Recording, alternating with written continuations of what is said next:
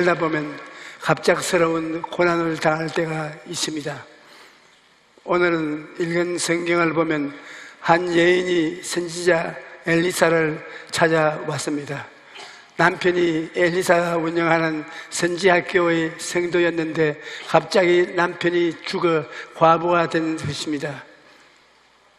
게다가 남편이 산더미 같은 빚을 남기고 죽었는데 빚쟁이들이 찾아와서 당장 빚을 갚으라, 그렇지 않으면 두 아들을 종으로 데려가겠다고 말했던 것입니다. 하루아침에 남편을 잃은 것도 하늘이 무너질 일인데 빚 때문에 자식까지 종으로 팔려가게 되었으니 눈앞이 캄캄한 것입니다. 옛날보다 형편이 많이 나아졌지만 오늘날에도 여전히 먹고 사는 문제로 고통을 당하는 사람들이 많이 있습니다. 가족 중 누가 아프기라도 하면 순식간에 병원비 때문에 가정 경제가 파탄나기도 하고 생활고 때문에 비관하거나 빚을 갚지 않는 극단적인 선택을 하고 사람들도 있습니다. 산다는 것이 참 쉽지가 않습니다. 그런데 하나님을 믿는 사람도 살면서 여러 가지 어려움을 당합니다. 하지만 하나님을 믿는 사람은 어떤 상황에서도 소망을 가질 수 있습니다. 왜냐하면 우리에게는 언제든지 도움을 요청할 수 있는 분이 있기 때문입니다. 선지생도의 아내가 어려움을 당했을 때 하나님의 선지자인 엘리사를 찾아갔습니다. 어려움을 만났을 때 대부분의 사람들은 누가 내 문제를 해결해 줄 수 있을까? 누가 나를 도와줄 수 있을까? 여기저기 사람을 찾아다닙니다. 하지만 사람들은 의지할 것이 못 됩니다. 시편 146편 3절에서 5절에 귀인들을 의지하지 말며 도울 힘을 없는 인생도 의지하지 말지니 그의 호흡이 다 끊어지면 흙으로 돌아가며 그날에 그의 생각이 소멸되리로다. 야곱의 하나님을 자기의 도움으로 삼으며 야훼 자기 하나님에게 자기의 소망을 두는 자는 복이 있도다 라고 말합니다. 사람은 인생의 문제를 근본적으로 해결해 줄 수 없습니다. 그러므로 우리는 사람을 믿지 말고 하나님의 도우심을 구하고 하나님께 도움을 두어야 할 것입니다. 이 어려움을 당했을 때 하나님께 기도해야 하는 것은 하나님께서 우리의 필요를 다 알고 계시기 때문입니다.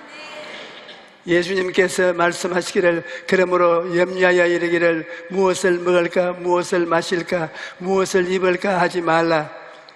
이는 다 이방인들이 구하는 것이라. 너희 하나님 아버지께서 이 모든 것이 너희에게 있어야 할 줄을 아시느니라. 하나님께서는 우리의 필요를 다 아실 뿐 아니라 우리의 약함도 다 알고 계십니다. 대제사장은 우리의 연약함을 동정하지 못하시가 아니요 모든 일에 우리와 똑같이 시험을 받을 때 이르되 죄는 없으시느니라. 그러므로 우리는 긍휼을 하심을 받고 때를 따라 돕는 은혜를 얻기 위하여 은혜의 보좌 앞에 담대히 나아갈 것이라고 말합니다.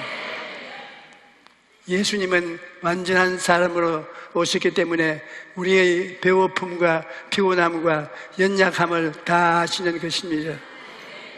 그러므로 우리는 언제든지 하나님 앞에 나아가 때를 따라 돕는 은혜를 구할 수 있습니다. 여러분, 하나님께 나아가 우리의 형편과 처지를 아뢰고 하나님의 도우심을 구할 수 있다는 것은 말로 다 할 수 없는 은혜입니다. 며칠 전 기쁨이라는 14살 소녀가 저에게 간증을 하고 싶다는 편지를 보내왔습니다. 그 중에 일부를 제가 읽어드리겠습니다. 목사님, 첫 번째 간증은 제가 초등학교 2학년 때 친구들한테 따돌림을 당해서 힘이 되었대. 그때 교회에서 하나님이 다정한 목소리로 기쁨이라고 부르는 소리를 두 분 들었고, 아, 하나님이 나를 함께 하시는구나. 나는 외롭지 않다. 잘 될 거야. 라는 생각이 들었습니다. 그래서 친구들과 잘 지낼 수 있게 되었고 정말 기적 같았어요. 그 후에는 어려운 일들이 있었지만 제가 씩씩하고 밝게 자랄 수 있었던 것은 그때 하나님의 음성이 저희 친구 역할을 해 주었기 때문이라고 생각합니다. 두 번째 간증은 이 아이가 작년부터 교회 학교 금요 철야 예배를 드리기 시작했는데 철야 예배를 드리는 이유가 참 기특합니다. 철야 예배를 한 주도 빠지지 없는 이유가 통성기도 시간에 마음에 힘든 것들을 하나님께 다 말씀드려야 한 주일을 잘 견딜 수 있다는 것입니다. 이 아이가 하는 말이 목사님 편 기도하면 하나님께서 제 마음에 바꾸어 주세요. 하기 싫은 공부도 왜 해야 하는지 알려주시고 꿈을 주셔서 열심히 공부할 수 있게 해 주세요. 제가 보니 이 아이는 기도할 때까지 하나님께서 어떻게 응답해 주시는가 잘 아는 것입니다. 성도 여러분, 기도하면 하나님께서 먼저 우리의 마음을 변화시켜 주시고 그 변화된 마음을 따라 환경도 바꾸어 주시는 것입니다. 어려움을 당할 때 기도하면 하나님께서 응답해 주십니다. 여러분, 하나님께서는 우리가 기도하면 응답하시겠다고 약속하셨습니다. 에레미야 29장 12절 13절에 너희가 내게 부르짖으며 내게 와서 기도하면 내가 너희들의 기도를 들을 것이요 너희가 온 마음으로 나를 구하면 나를 구하는 것이요 나를 만나리라고 말씀하셨습니다. 어떤 사람은 하나님을 경외했던 선지 생도의 가정에 어떻게 이런 일이 일어날 수 있느냐고 묻습니다. 하지만 우리가 알아야 할 것은 고난에는 하나님의 뜻이 있으며 하나님을 믿는 사람들에게는 고난조차 유익이 된다는 사실입니다. 저는 17살에 폐병으로 쓰러졌을 때 다른 애들은 다 건강한데 왜 내가 폐병에 걸려야 합니까? 늘 이런 질문을 했습니다. 그런데 세월이 흘러가서 지금 돌아보니 이제야 대답이 됩니다. 저를 주의 종이 되도록 병을 들게 했던 것입니다. 또 주의 종이 되고 나서는 늘 몸이 약했습니다. 그러나 이것 또한 하나님은 은혜를 주기 위해서 그렇게 했던 것입니다. 몸이 험악하니까 늘 기도하게 됩니다. 밤에 잠자다가도 일어나서 기도하고 새벽에도 일찍이 일어나 기도하고 늘 하나님을 간절히 찾게 되고 기도하게 됩니다.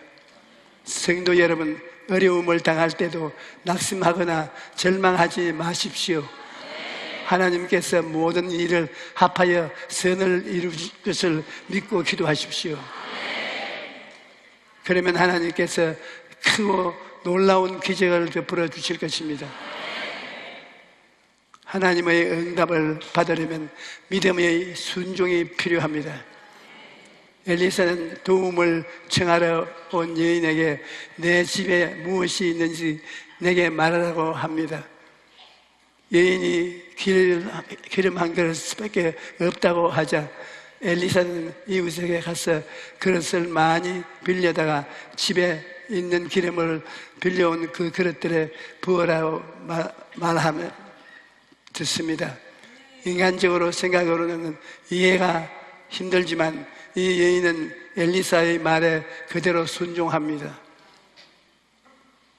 그러자 빌려온 그릇이 다 찰 때까지 기름이 끊어지지 않는 기적이 일어났던 것입니다. 믿음의 입을 크게 벌려야 큰 기적을 체험할 수 있습니다. 이 여인은 하나님께서 엘리사를 통해 기적을 베푸신다는 것을 믿었습니다. 만약 기적을 믿고 기대하지 않았다면 그 그릇을 그렇게 많이 빌리지 않았을 것입니다. 두 아이들이 종으로 팔려갈지 그만큼 꽤 큰 돈을 빚진 사람인 것입니다. 그런데 그 빚을 다 갚고도 남을 만큼의 기름을 얻었다면 이 여인은 온 동네 집집마다 다니면서 그릇이란 그릇은 다 빌렸던 것입니다. 물질적인 것이든 영적인 것이든 그릇을 준비한 만큼 받은 것이 아닙니다. 그러므로 우리는 믿음의 입을 넓게 열어야 됩니다. 하나님께서는 기적을 베푸실 때 우리에게 무엇이 있는가를 묻습니다. 엘리사는 그 여인에게 내 집에 무엇이 있는지 내게 말하라. 그리고 여인이 가지고 있던 기름을 사용하여 기적을 행했던 것입니다. 그렇다면 오늘 여러분 저에게 있는 것은 무엇이냐니까 우리에게 예수님이 이름이 있는 것을 알아야 됩니다. 하나님께서는 우리 안에 있는 예수님의 이름을 가지고 기적을 베푸시는 것입니다. 제가 천막교회에서 목회할 때 서울역에서 구걸하던 안진병이 소년이 찾아왔는데 몸 상태를 보니 도저히 일어날 수 없을 만큼 심각한 상태였습니다.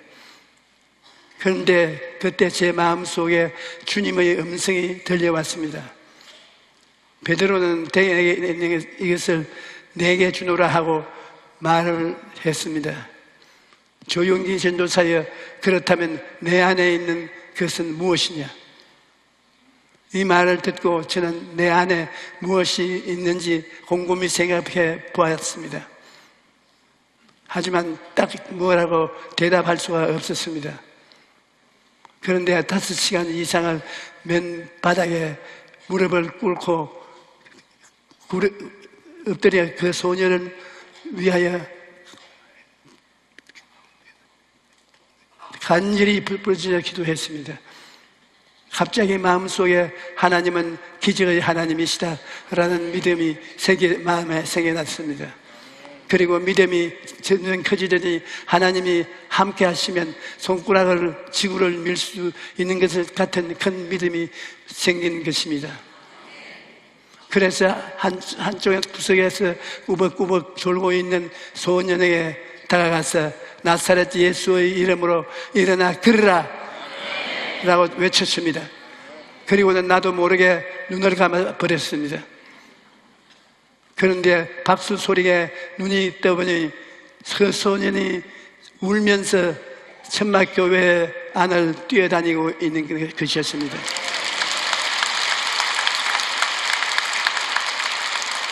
여러분, 우리가 믿음을 가지고 예수님의 이름으로 명령을 하면 오늘날도 기적을 일으킬 수 있는 것입니다. 예수님의 이름에는 놀라운 능력이 있습니다. 우리는 예수님 이름으로 구원을 받습니다.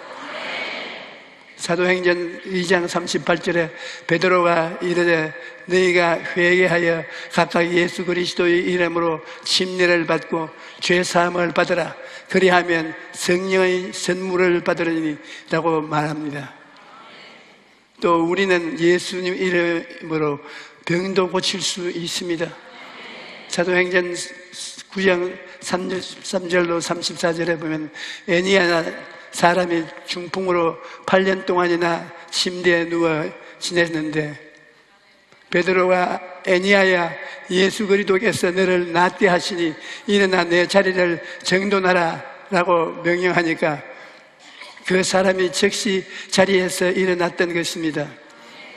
뿐만 아니라 우리는 예수님의 이름으로 귀신도 쫓아낼 수 있습니다. 사도행전 16장에 보면 점치는 귀신이 들린 여종 하나가 바울과 실라를 따라서 다니면서 여러 날을 괴롭게 했습니다. 그러자 바울이 예수 그리스도의 이름으로 내가 내게 명하노니 그에게서 나오라 하니 귀신이 즉시 떠나고 만 것입니다. 하나님께서는 이처럼 놀라운 능력을, 이름을 우리에게 주셨습니다. 그러므로 우리는 예수님의 이름으로 구원받고 병도 고치고 귀신도 쫓아내는 것입니다. 여러분, 우리가 믿음으로 기도하면 하나님께서 삶의 모든 필요를 채워주십니다. 우리는 늘 무엇을 먹을까, 무엇을 마실까 염려하고 걱정하면서 살아가지만 하나님께서는 우리에게 무엇이 필요한지 다 알고 계십니다. 그래서 예수님께서 그러므로 염려하여 이르기를 무엇을 먹을까, 무엇을 마실까, 무엇을 입을까 하지 말라. 이는 다 이방인들이 염려하는 것이요 너희 하늘 아버지께서 이 모든 것이 너희에게 있어야 할 줄을 아시느니라 하고 말씀하셨던 것입니다. 예수님께서 이 땅에서 사역하실 때 많은 사람들이 예수님을 따라다녔습니다. 하루는 수천 수명의 사람들이 빈들에 예수님의 가르침을 듣고 있었는데 날이 저물고 어두워지기 시작하자 예수님께서 제자들에게 배가 고픈 사람들에게 먹을 것을 주라고 말씀하셨습니다. 그때 빌립이라는 제자는 1인당 아주 조금씩 먹는 것도 불가능하다고 말했습니다. 그러나 예수님은 안드레가 가져온 한 어린아이의 5병이어 도시락으로 5,000명이 원하는 대로 배불리 먹고도 12바구니가 남게 하셨습니다.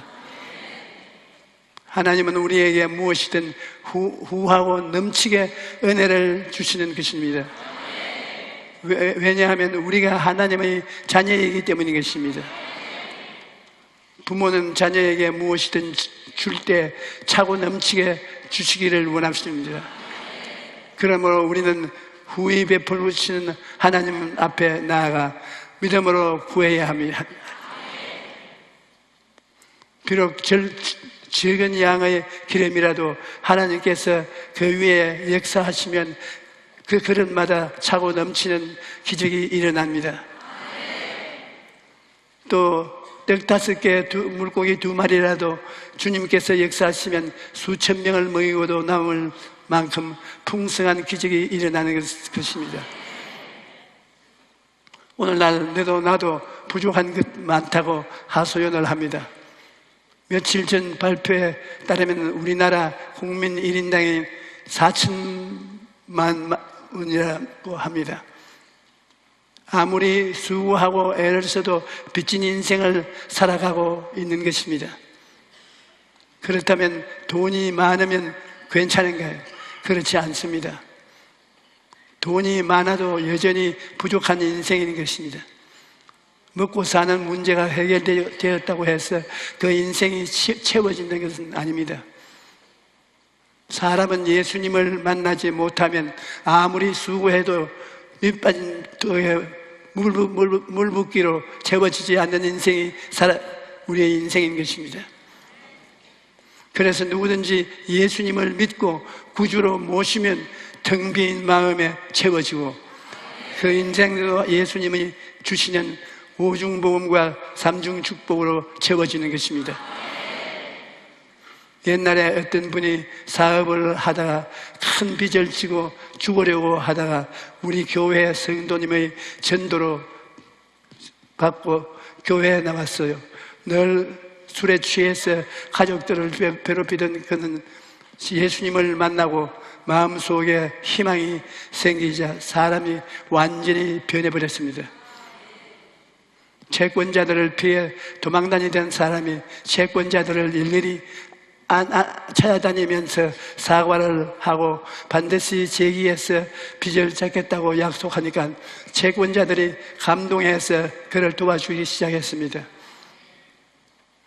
결국 그 사람은 다시 사업에 성공해서 빚을 다 갚았는데 그분이 제게 이런 말을 했던 것이 기억이 납니다.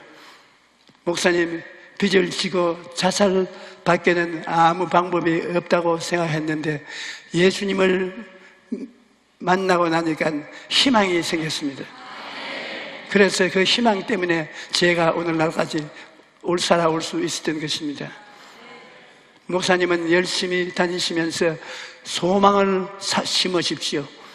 그러면 몇십억의 자본을 제공받는 것보다 낫습니다. 그렇습니다. 인생이 당하는 모든 문제의 답은 예수님의 십자가에 있는 것입니다. 성도 여러분, 어떤 어려움을 만난다 해도 낙심하지 마십시오. 좋은 하나님을 믿고 기도하면 하나님께서 여러분의 기능을 마음에 채워줄 것입니다. 할렐루야.